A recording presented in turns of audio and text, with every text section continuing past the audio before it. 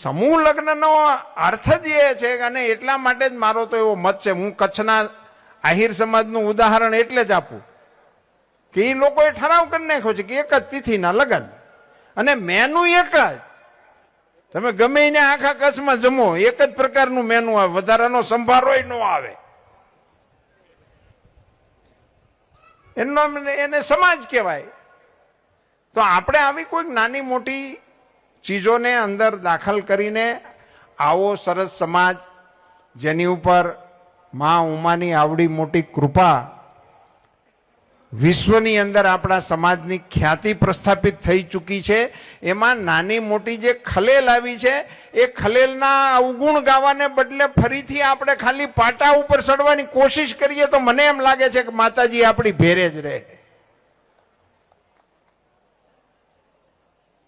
આપણે ના કરો ના કરો ના કરો એવું કર્યા રાખવા કરતા આવા છે તેવા છે એવું કર્યા રાખવાને બદલે આપણો સમાજ છે એ હવેથી આમ ચાલશે એવી નાની મોટી સુંદર વાતોને ફરીથી પ્રસ્થાપિત કરવાનો પ્રયાસ કરીએ.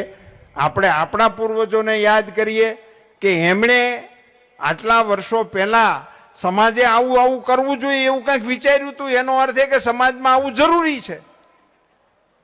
તો નવેસરથી નવા સમયના પ્રમાણમાં સમયને અનુરૂપ સમાજને અનુરૂપ પ્રયાસો આપણે વિકસાવીશું તો મને એવું લાગે છે કે એમાંથી આપણને ફાયદો થશે. 1 રૂપિયાવાળી વાતને સમાજમાં એસ્ટાબ્લિશ કરી દઈએ. આખા એ સૌરાષ્ટ્રનું કેન્દ્રબિંદુ છે આપણું સિદ્ધસર, ને સિદ્ધસરને આખા એ સૌરાષ્ટ્રના કડવા પાટીદારોના કોર્પસ ફંડ માટેનું માધ્યમ બનાવી દઈએ. ભાવિ પેઢી માટેનો એક સુંદર રસ્તો કંડારી દઈએ. દીકરીઓ એ વ્યસન મુક્તિના આંદોલનમાં પોતાની જાતને નેતૃત્વ આપીને પોતાના પરિવારની ઉમૈયા બને એવી 2 હાથ જોડીને દીકરીઓને મારી વિનંતી છે.